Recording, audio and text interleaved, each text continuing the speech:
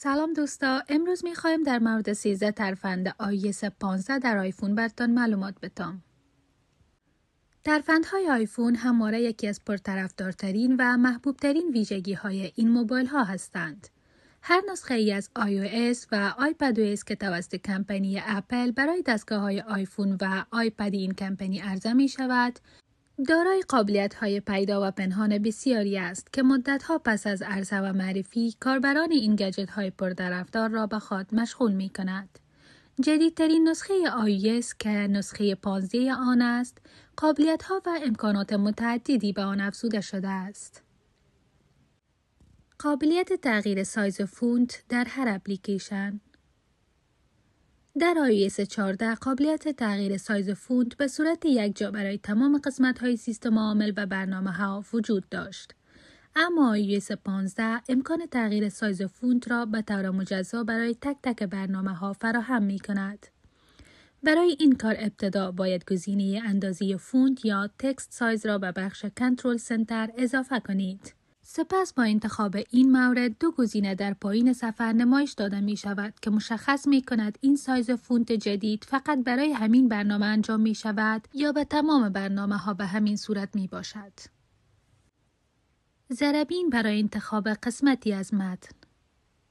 این قابلیت بیش از این هم وجود داشت اما از iOS 13 حذف شده بود. اپل با معرفی نسخه جدید این قابلیت یک ضربین بیضی شکل و کوچک را برای این سیستم عامل طراحی کرده که دیدن محل انتخاب متن را ساده تر می کند. برای استفاده از این ویژگی کافی است انگشتانتان را بر روی یک متن نگه دارید تا ضربین در بالای انگشتانتان ظاهر شود. در نتیجه دقیق تر و ساده تر می توانید محل نوشتن یا پاک کردن متن را تعیین کنید. جابجایی نوار آدرس در مرورگر سفری. در iOS 15 نوار آدرس مرورگر سفری به طور پیش‌فرض به پایین صفحه منتقل شده، اما از آنجایی که شاید برخی کاربران به محل قبلی آن عادت داشته باشند، می توان به سادگی آن را مانند گذشته به بالای صفحه منتقل کرد. برای این قسمت قسمت ای بزرگ و ای کوچکی که در گوشه آدرس بار قرار دارد را لمس کنید و از مینوی باز شده گزینه شو تاپ اد بار را انتخاب کنید. حذف نویس محیط در تماس‌های تصویری واتساپ و دیگر برنامه‌ها.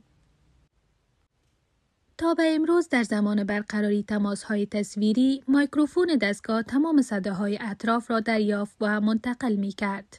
اما در iOS 15 به لطف یادگیری ماشینی و هوش مصنوعی قوی می‌توان صدای محیط را حذف کرد تا مخاطبان تنها صدای شما را بشنوند.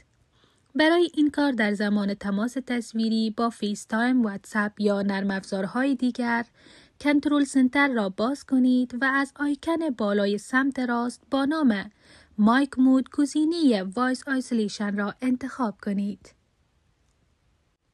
هشدار پیش از بارش باران و برف. برای دریافت نوتیفیکیشن های مربوط به وضعیت آب و هوا، ابتدا باید اجازه دسترسی به موقعیت مکانی را به برنامه آب و هوا اضافه کنید. برای این کار، در قسمت سیتینگ رفته پرایوسی را انتخاب کنید، بعداً در قسمت لوکال سرویس رفته و از آنجا ویدر را انتخاب کنید.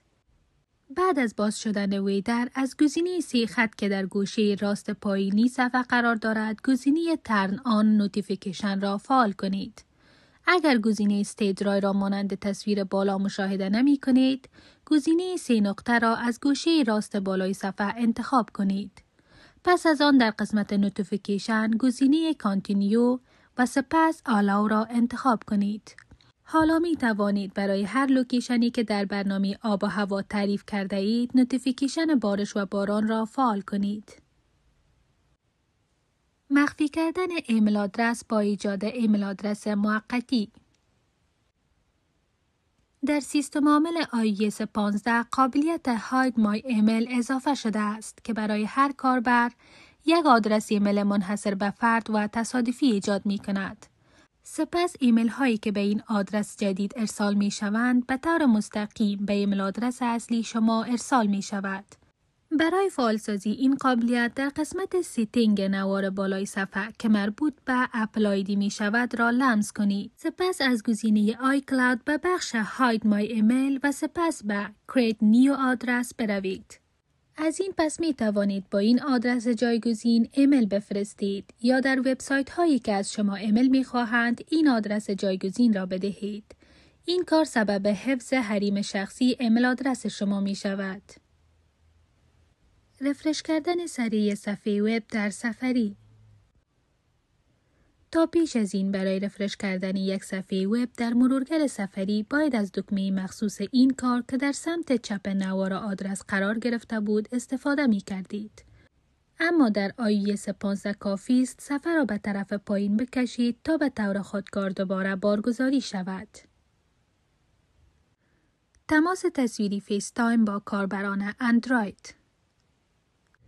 یکی از کارآمدترین و جذابترین قابلیت هایی که به iOS 15 اضافه شده، امکان اشتراک گذاری تماس تصویری فیس تایم با کاربران اندروید است. به این منظور یک لینک به اشتراک گذاری ایجاد می شود که می توانید آن را برای افراد مختلف در هر جایی بفرستید. برای این کار در داخل برنامه فیس تایم گزینه Create Link را انتخاب کنید و پس از انتخاب یک نام برای لینک آن را به اشتراک گذاری بگذارید. سپس هر کاربری که این لینک را باز می کند به یک صفحه وب منتقل می شود که پس از انتخاب یک نام برای خودش می تواند به مکالمه تصویری شما ملحق شود. در این حالت تمام گزینه‌های قطع و وصل صدای مایکروفون یا وبکم وجود دارد و حتی می توان از کمری پیشرو و پشت نیز استفاده کرد.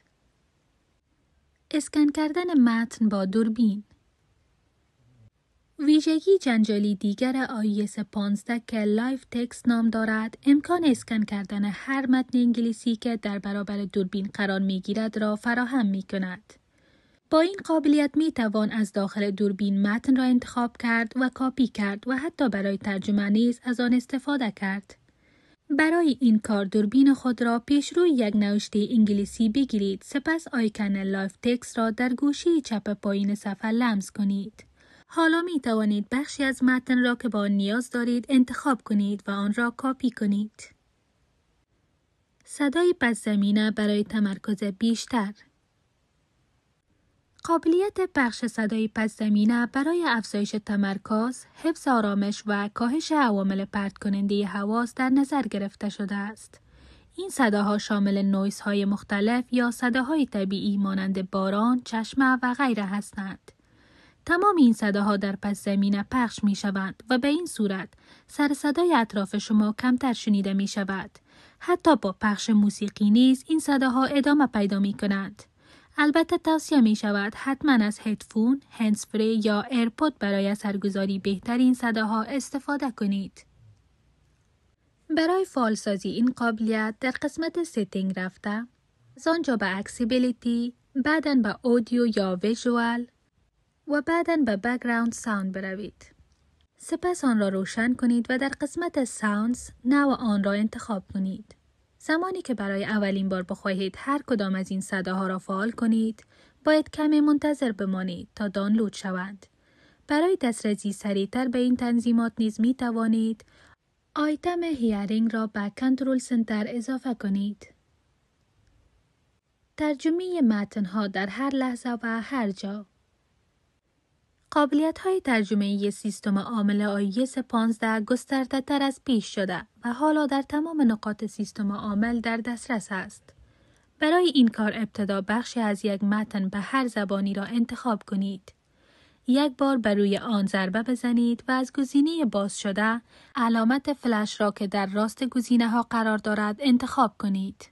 حالا با لمس گزینه ترنسلیت یک پنجره جدید باز می شود که ترجمه آن متن را به زبان‌های مختلف نمایش می‌دهد و حتی می‌توان ترجمه آن را انتخاب و کاپی کرد یا زبان ترجمه را تغییر داد. محو کردن پس زمینه در تماس تصویری فیس تایم.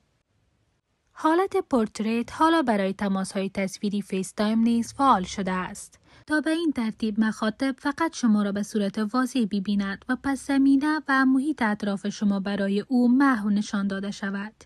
برای این کار در زمان برقراری تماس تصویری فیس تایم، کنترل سنتر را باز کنید. سپس با لمس گزینه ویدیو افکت، گزینه پورتریت را روشن کنید. صدای فضایی استریو یکی از قابلیت‌های دیگری که به iOS 15 اضافه شده، امکان پخش صدای فضایی استریو یا اسپیشالایز استریو می باشد. این قابلیت هر صدا یا موسیقی استریو را با یک صدای فراگیر با استاندارد دالبی از نوع دالبی آتموس تبدیل می کند. توجه داشته باشید که این ویژگی از قابلیت اسپیشال آدیو که پیش از این همزمان با معرفی ایرپاد پرو معرفی شده بود تفاوت دارد و برای تمایل فایل های موسیقی یا صدای ویدیوها کاربرد دارد. برای استفاده از این ویژگی نیاز به استفاده از ایرپاد پرو یا ایرپاد مکس دارید. پس از اتصال ایرپاد پرو یا مکس به دستگاه خود، از داخل کنترل سنتر انگشت خود را بر روی اسلایدر تنظیم صدا نگه دارید و گزینه اسپیشالایز استریو را فعال کنید. دوستا تشکر از اینکه تا آخر ویدیو با ما همراه بودین. خوشحال میشم که ویدیوی ما را لایک کنین و به خاطر حمایت از چنل ما را سابسکرایب کنین. وقت خوش، خدا نگهدار.